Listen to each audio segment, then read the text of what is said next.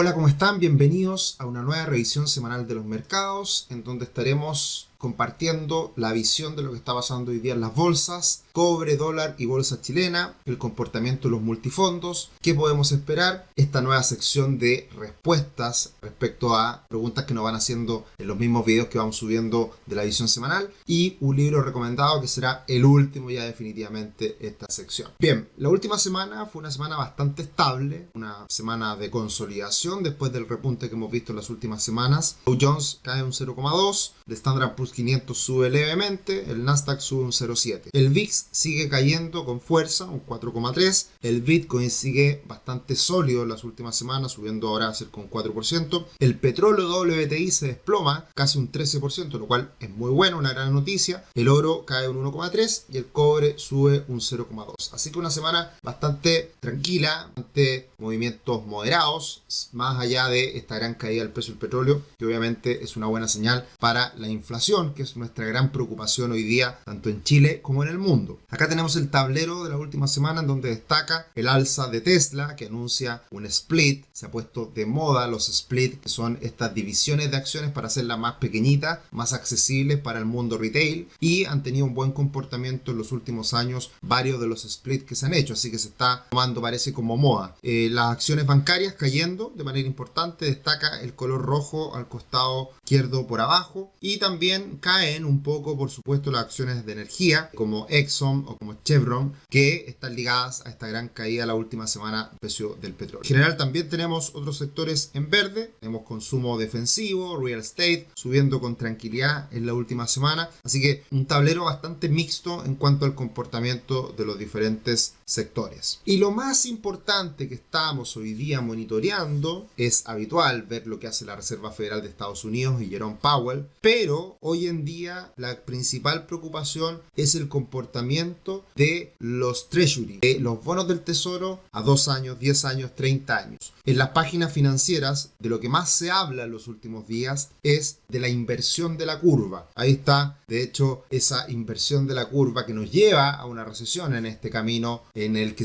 al que se dirige Estados Unidos. Y me voy a detener en esto, ya lo había explicado anteriormente en otra visión semanal, pero hoy día traigo algunos datos que son bien interesantes respecto a esto. La inversión de la curva es cuando las tasas de corto plazo están más altas que la tasa de largo plazo, o sea, las tasas del bono del tesoro de 2 años están mucho más arriba que las tasas de 10 años. Y eso no tiene lógica financiera, porque generalmente a mayor plazo, mayores tasas. Menor plazo, menores tasas. Por eso la curva de las tasas tiene una pendiente positiva. Si es que esa pendiente se hace negativa, quiere decir que hay mayores tasas a corto plazo versus las de largo plazo. Y eso tiene en la historia del comportamiento de Estados Unidos, del comportamiento económico y las recesiones, han ido muy de la mano con esta inversión de la curva. De hecho, se dice que uno de los principales predictores de recesiones en Estados Unidos es esta inversión de la curva. Y acá pueden ver cómo se ha dado en el pasado de cuando se traspasa la línea horizontal que está en cero, es decir, invierte la curva, justamente en esas caídas de la gráfica del año 80 a la fecha, hemos visto cómo después hemos tenido una recesión que es la línea o la franja vertical gris. Si se dan cuenta, la última inversión de la curva fue justo antes de la pandemia, que ahí fue una recesión pequeñita, pero la última recesión dura, prolongada, que generó mucho dolor, fue la crisis del 2008-2009, donde ahí tuvimos una recesión bastante alargada y también fue anticipada por esta inversión de la curva. Por lo tanto, lo que podríamos decir de manera simple es: se invierte la curva y eso anticipa una recesión. Y si anticipa una recesión, sabemos que eso afecta a la bolsa y la bolsa se cae, se desploma, se debilita. Y eso no es tan así. Y les traigo algunos datos interesantes que puede revisar el fin de semana. Uno está investigando constantemente en diferentes informes, diferentes medios, y me encontré con una tabla de un analista que llevó a una tabla Excel todas las inversiones de la curva y el comportamiento del Standard & Poor's 500 en los meses siguientes. Y que concluye es que después de unos 11 meses en promedio, es el tiempo desde la fecha de la inversión de la curva hasta la fecha de los máximos del Standard & Poor's. Es decir, no porque ahora se haya invertido la curva, la bolsa va a caer. Ya ha venido cayendo, vamos a ver más adelante que la caída es muy menor respecto a máximo, porque se recuperó bastante en las últimas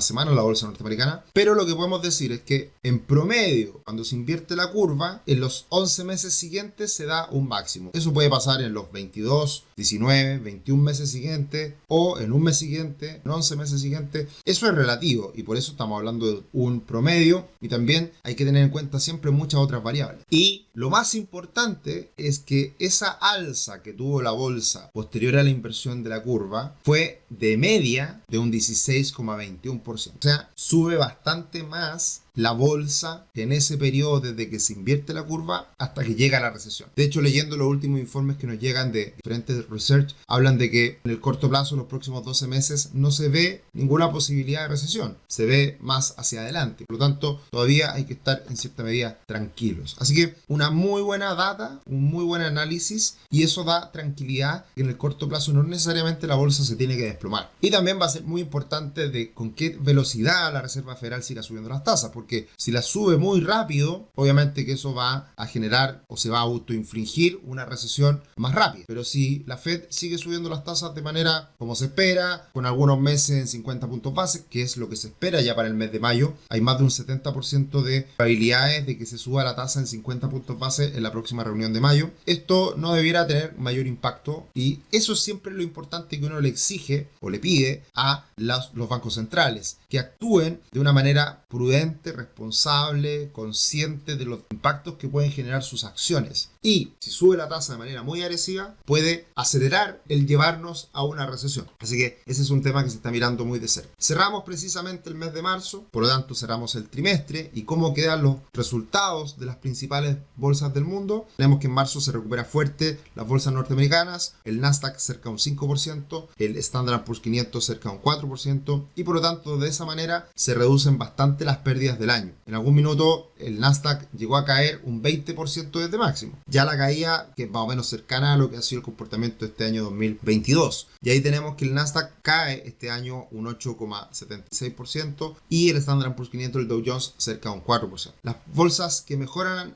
se han comportado en el último tiempo son las ligadas a las materias primas, a los commodities, como Brasil, que sube un 35% en el primer trimestre. Australia también sube poco más de un 6%, y también se ve beneficiado México con un alza superior al 8%. Los que más se perjudican con la situación del último tiempo es Francia, Alemania, países europeos que dependen del combustible, la energía que les vende Rusia, y también muy cerca del conflicto. Y también China lo ha pasado muy mal, ya hemos hablado harto de eso. De hecho, se debilitan bastante las cifras en el último tiempo en China. Tenemos ahí que los PMI, que son indicadores anticipados, ya están cayendo bajo el nivel de 50, por lo tanto eso preocupa, pero eso también siempre tiene una segunda derivada, que es el hecho de que China, ante una desaceleración económica, puede también reactivar los estímulos, y eso siempre es bueno también para las bolsas y para ver cómo evoluciona la economía y en consecuencia también su bolsa. Pasamos a Chile y tuvimos la última semana la entrega del informe de política monetaria, que nos trae algunas novedades que quizás no son tan diferentes a lo que ya se viene comentando, conversando y esperando respecto a lo que ocurra este año, y es el hecho de que la inflación sigue subiendo y se espera una inflación ahora nuevamente mayor a lo que se esperaba en el último IPOM. Los últimos IPOM, en los últimos informes de política monetaria, se han ido actualizando las proyecciones de inflación y siempre han sido más elevadas que la anterior. En la reunión anterior era la línea verde de proyección, que se esperaba que la inflación llegara a un 7% y empezara a caer. Ahora se espera que pueda llegar hasta incluso cerca del 10% a mitad de año y de ahí comenzar a caer. Ahora, hay bastante convicción de que la inflación va a empezar a caer, y por ese motivo la tasa se subió esta semana, no se subió lo que esperaba el mercado, porque ya se están viendo señales de debilidad en la economía. Se espera que se desacelere el gasto interno por el retiro de los estímulos económicos, que ya sabemos que ya no están, IFE y los retiros del 10% también. Disminución de los precios de las materias primas, se espera que disminuyan o se mantengan, y eso ya automáticamente relaja un poco la inflación inflación y recomposición y reestructuración de las cadenas de suministro locales y globales. Eso también debería ir solucionándose en las próximas semanas, próximos meses, se viene esperando con mucho tiempo, pero ya se observa en el sentido de que, por ejemplo, datos concretos, hemos visto que ya hay disponibilidad de autos y que ha sido algo que ha estado bien escaso en el último tiempo, y ya hemos visto una desaceleración en la venta de autos, y eso da cuenta de la desaceleración el consumo, y por este motivo es que se espera que la inflación se debilite hacia mitad de año y hacia el final de año, y también vemos una caída en la proyección de crecimiento para este año. Se esperaba un crecimiento este año en torno al 2%, ahora será en torno al 1,5%, y para el próximo año 2023 se esperaba un crecimiento del 0,5% y ahora se espera un crecimiento prácticamente cero, así que las proyecciones son bastante bajas. Y obviamente que viene la resaca, como lo hemos dicho, que debiera durar bastante tiempo porque los estímulos fueron muy grandes, la base comparativa quedó muy alta y por lo tanto es muy probable que veamos una desaceleración importante en el crecimiento y una recesión. Otros efectos importantes, que estos son gráficos sacados de las presentaciones que hicieron adicional a Lipón en todas las conferencias que hace después de la entrega oficial. Y vemos cómo ha aumentado de manera importante los depósitos a plazo, la línea verde, y ha caído la plata en las cuentas corrientes y en las cuentas vistas. Por lo tanto, también esto está teniendo un efecto positivo.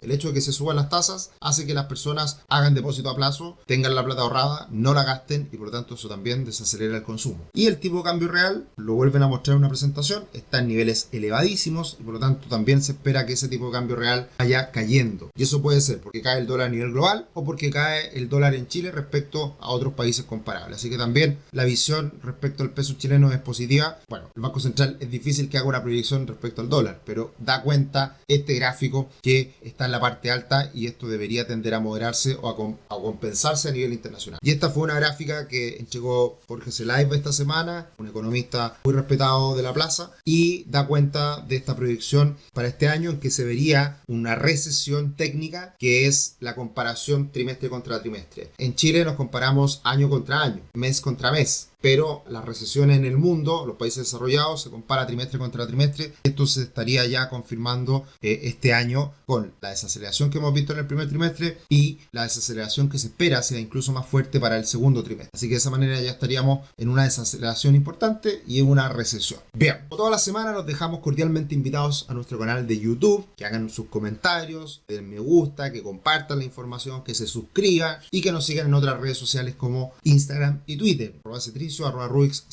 Y como siempre también los dejamos invitados a que se metan a nuestra página web www.ruix.com y ahí están nuestros planes de asesoría financiera, planes para todo tipo de personas, planes que apuntan a ayudarlos, a acompañarlos en una construcción de patrimonio y en poder lograr la libertad financiera. Eso es lo que más queremos para nuestros clientes. Es un proceso que demora tiempo, no es inmediato, pero estamos acá para acompañarlos en este proceso. Así que ahí pueden ver nuestros planes y todo el detalle que dice de cada uno de ellos. Bien, cobre y dólar, tenemos al cobre muy estable en las últimas semanas, nada nuevo bajo el sol, ahí lo tenemos cercano a los 4,70, todavía con una perspectiva técnica levemente positiva. El Banco Central subió las tasas, pero las subió menos de lo esperado, la subió en 150 puntos base, se esperaba que la subiera hasta incluso en 200 puntos base, pero llegó al 7%, ya es una alta tasa, es algo que ya se venía comentando, esperando, y esto lleva a que el peso se deprecie en algún minuto, porque ya el dólar venía capturando estas mayores tasas de interés, este diferencial de tasas Chile-Estados Unidos, pero con esta decisión de tasas el dólar se recupera un poquito y ahora los 790 pesos pasan a ser resistencia, así que sigue la tendencia a la baja. Obviamente esto no es de manera inmediata, de manera rápida, sino que se van dando estos impulsos, correcciones. Estamos en esta corrección y ahora los 790 pasan a ser resistencia. Podríamos darle un poquito más de filtro, quizá un poquito más arriba, podría ser también, pero en general la trayectoria sigue siendo a la baja en el corto plazo para el dólar. El IPSA, más allá de movimientos de corto plazo, sigue pegadito a los 5.000 puntos, con mucho optimismo, pero con prudencia antes de romper esos 5.000 puntos. Se espera que se rompan. Nosotros creemos que puede seguir subiendo porque el diferencial con respecto a Estados Unidos se sigue ampliando. Perdón, el diferencial respecto a Brasil se sigue ampliando. Brasil sigue muy bien, se sigue recuperando de buena manera. El ETF de Brasil, vimos cómo fue el gran ganador del primer trimestre de Brasil, y eso por el lado de la bolsa y también por el lado del real. Tanto en ambos casos se han venido fortaleciendo y eso anticiparía que la bolsa chilena también siga esa recuperación. En cuanto al comportamiento de los multifondos, una semana estable. El multifondo A se recupera, el multifondo E cae levemente y el único ganador en el mes de marzo es el multifondo E. Todos los demás multifondos siguen perdiendo y ha sido un año difícil, pero se empieza a reequilibrar esto también, teniendo en cuenta el fuerte impulso que tuvieron los fondos más conservadores y la corrección que vieron los fondos más arriesgados. Se están recuperando las bolsas a nivel global y también el dólar le pegó muy fuerte al fondo A, fondo B. Así que eso se empieza a tranquilizar de cierta manera y tuvimos una semana muy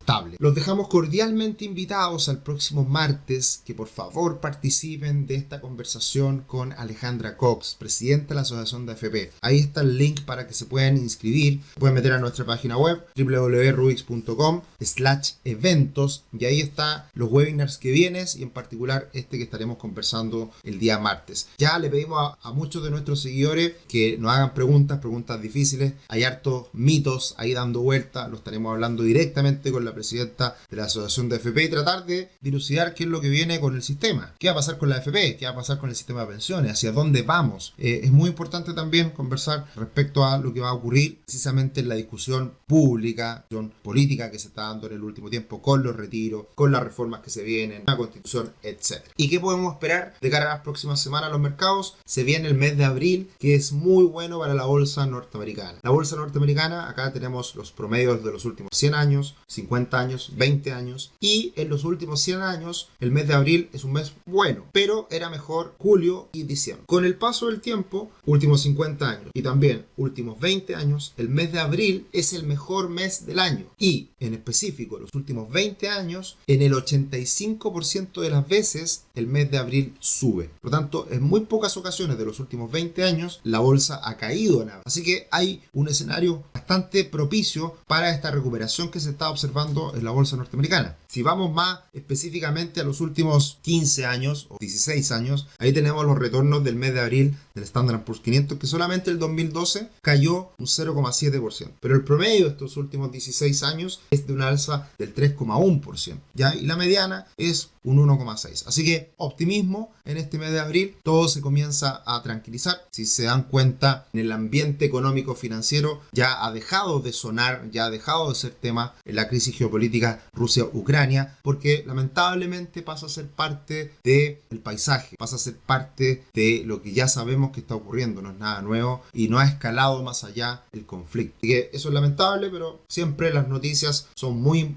fuertes, muy impactantes en una primera instancia, pero después suelen pasar a un segundo plano. Goldman Sachs sigue esperando un buen retorno, un buen comportamiento en la bolsa norteamericana, lo hacen en función de los beneficios por acción que reciben las empresas y la predicción para el final de este año de Goldman Sachs es de un Standard & Poor's 500 en los 4.700. Así que también Goldman Sachs, gran banco de inversión, ve con optimismo el futuro de la bolsa norteamericana. ¿Qué noticias vienen esta semana? El ICM de servicios, hay que ver con qué fuerza, con qué rapidez empieza a desacelerar. Ese es un indicador anticipado importante. Nos puede dar luces respecto a qué tan fuerte, qué tan débil viene la economía norteamericana. Así que importante lo que ocurra este próximo martes. Y el día miércoles se entregan las minutas de la última reunión de la Fed. Si bien sabemos que fue el inicio de esta alza de tasas, siempre es bueno ver la discusión, ver la conversación, ver qué se debate al interior de la Reserva Federal para tomar estas decisiones.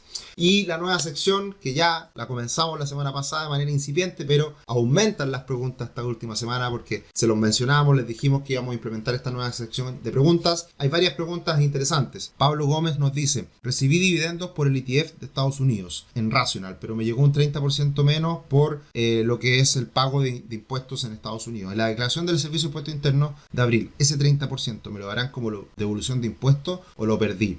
Como vimos en los webinars que hicimos en marzo respecto a las inversiones en el extranjero, ahí explicamos qué es lo que se debía hacer para declarar estos pagos de impuestos en el extranjero. Los invito a que vean ese webinar junto a Mauricio, experto tributario, quien nos comentó cómo se hacía. Ahora, siempre cuando se hacen pagos de impuestos en el extranjero, a pesar de reconocerlos y que esos impuestos los podamos descontar, jamás nos van a devolver dinero, ya es solamente una compensación. Así que para que lo tengan en cuenta, Pablo, está bien explicado ahí en ese webinar. Bueno, gracias por las preguntas y varios nos dicen, y Danilo nos dice: hola Sergio, primero que todo felicitarte por tu canal y consultarte por el video anterior a la operación renta. Esto habla respecto a ganancias de capital en Chile, que existía esa exención, 107 LIR, las ganancias con presencia bursátil, las empresas con presencia bursátil no pagan impuestos en la bolsa chilena, pero eso cambió este año. Ahí no sé si nos expresamos mal en ese webinar, Danilo, pero desde este año cambia la ley. La declaración renta que estamos haciendo ahora en abril respecto a los ingresos del año pasado no corre, no se pagan impuestos por ese motivo. Es para el próximo año, entiendo. Ahí lo dijimos de hecho. Así que esa es una nueva ley que es precisamente para financiar la PGU, la pensión garantizada universal. Así que eso cambia, pero de ahora en adelante, no del año pasado. Felipe, hola Sergio, quisiera consultar qué es lo más conveniente para un inversor. ¿Aprender de tributación para declarar nosotros mismos año a año o pagarle a un especialista año a año? Muchas gracias. No te metas en ese mundo, Felipe, no te metas en ese mundo. Es súper complejo, súper técnico el ámbito tributario. Hay que saber respecto a los beneficios, hay que saber qué cosas hacer en términos generales. Es muy importante aprender de tributación para entender el juego, pero meterte a hacer tú los trámites no tiene ningún sentido porque además todo va cambiando año a año, entonces tendrías que estar actualizándote todos los años. Te invito a que nos sigas en nuestro canal, Felipe, que veas nuestros webinars cuando hay cambios, cuando hay cosas importantes respecto a la tributación, lo hablamos y levantamos estos. Así que te puedes enterar ahí de lo que va pasando muchas veces con estos temas, pero págale un contador para que te haga las declaraciones si es que es necesario. César, Sergio, a propósito de Fintech, ¿qué opinas? ¿Qué opinión tienes sobre Racional? Una buena opinión,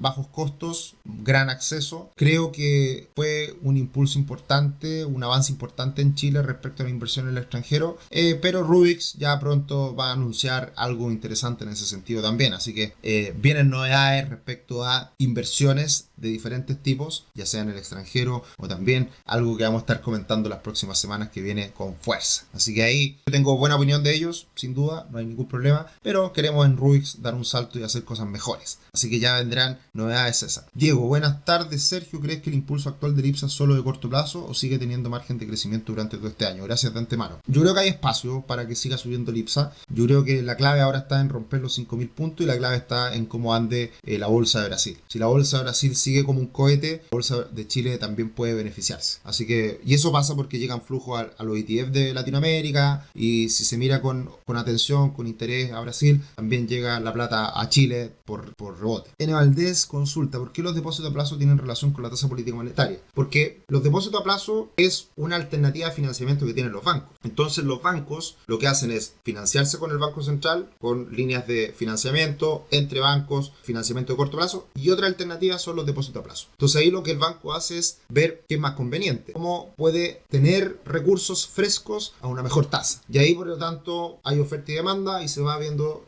reflejado el alza de la tasa de interés de política monetaria en los depósitos a plazo, que son un reflejo de cómo se pueden financiar los bancos precisamente en el plazo. Las últimas preguntas, Juan, Sergio, ¿el dólar al romper los 7.90 se ha confirmado un hombro cabeza a hombro? Sí, se confirma, pero todavía, bueno, mientras se mantenga bajo 7.90, el hombro cabeza a hombro sigue ahí vigente y es un poco lo que hemos hablado en las últimas semanas, así que creemos que todavía hay potencial bajista precisamente por la misma razón. Y Piloto nos dice algo respecto a la tributación, si vamos a tributar más, que tributen todos, estoy de acuerdo, y después viene la pregunta, si suben los impuestos, ¿recibimos servicios de acuerdo a los países de la OCDE o seguiremos con servicios de países bananeros a precio de oro? Bueno, el huevo o la gallina, nunca se sabe. ¿Pagamos primero y se mejoran los servicios o se mejoran los servicios con aire y después pagamos?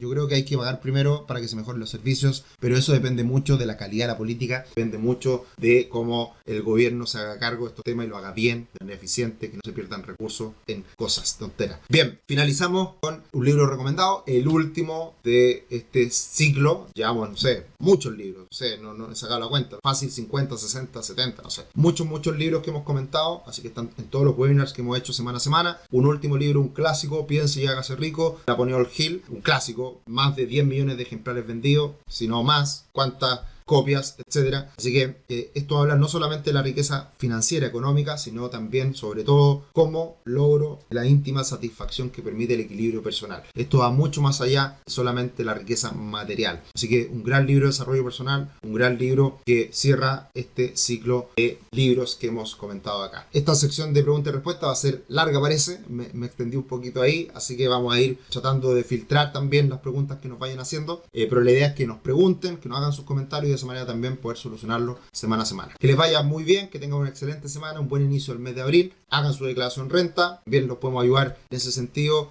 para todos nuestros clientes saben que tienen esa posibilidad, así que un abrazo y que les vaya muy bien en este comienzo del mes de abril. Chao, chao.